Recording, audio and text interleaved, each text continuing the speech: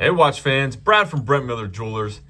And today I have for us the new Tudor Black Bay 41 and thought we would compare it to the Omega Planet Ocean. This is the 43.5 millimeter model. I thought this would be a good comparison of two black divers. Let's get the dimensions out of the way first. So again, if you're not familiar, the Black Bay 41, I measured 40.5 millimeters diagonally across, the same 40.5 millimeters from the 3 to the 9. And the Planet Ocean, I have at 43.4 millimeters across the case and diagonally across, and the same across that bezel. So again, basically 43.5 compared to almost 41. So a little bit larger on the Planet Ocean. However, it doesn't give you all of the dimensions here as we move further along. You do have a 13.6 millimeter thick case versus 16.3. So the Planet Ocean, if many of you know, is certainly not a thin watch by any stretch of the imagination. However, 49.3 lug tip to lug tip. You do have relatively short, compact lug to lug on the Omega Planet Ocean at 48.9. So about a half millimeter smaller on the larger watch.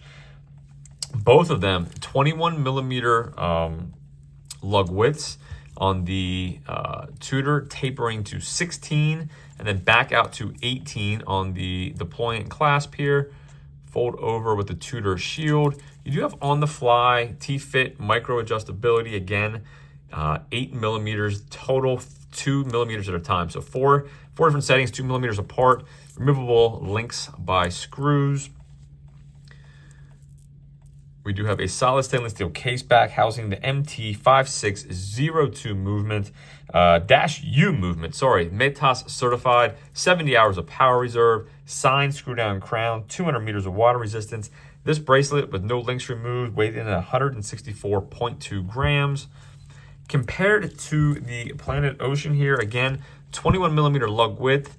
And I do apologize, I forgot to measure the last link here. I'm doing it on the fly. 18 at the last link and 21.5 at the clasp. So it does not taper quite as much as the Tudor. Again, 18 at the last link, 21.5 at the clasp. So a little bit larger at the clasp as well. Fold over deployant, dual push button release. You don't have the flip lock or the clamshell locking mechanism like you do in the Tudor. Dual push button release. And you do have on-the-fly micro-adjustability, just a push right here and slides out. Did not measure it, but it feels about the same as far as the adjustability goes, the room in there. Removable links, again, shorter links, I think. Probably, yeah, shorter links than the Tudor. But with that adjustability, should not be an issue getting the right size on either one of these. Again, all brushed bracelets. We've got a helium escape valve on the Planet Ocean. You do have your date complication here at 3 o'clock. You don't have that on your Tudor. And you get an exhibition case back compared to the stainless steel case back. So underneath there, you can see that is the Omega caliber. And I apologize, I still have the tape on. I'm not going to rip that off. It's already starting to come off, but hopefully you can see there. That is the caliber 8900, 60 hours of power reserve.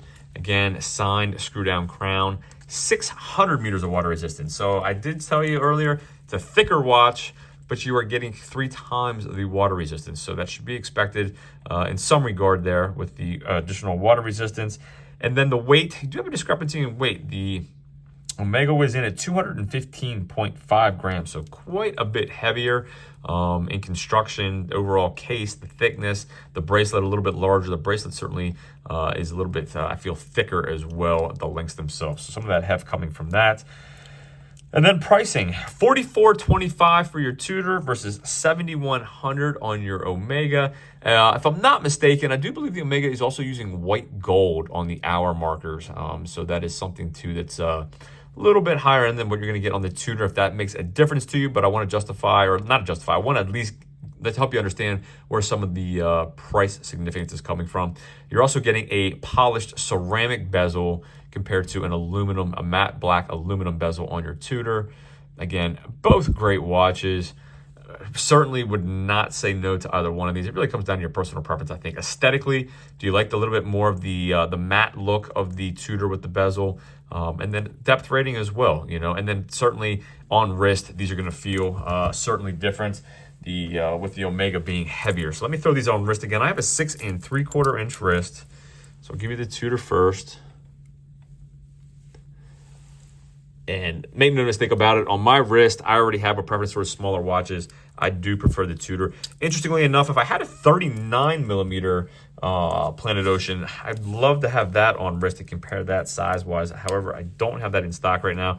So this Planet Ocean, lug to lug, is great. Just a bit thick, a bit heavy for my personal preference. But again, fantastic watch.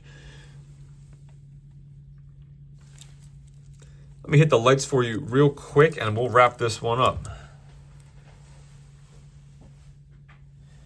As always, greatly appreciate you viewing. My email is in the description. If there's anything I can do for you, just shoot me an email. Always happy to help out.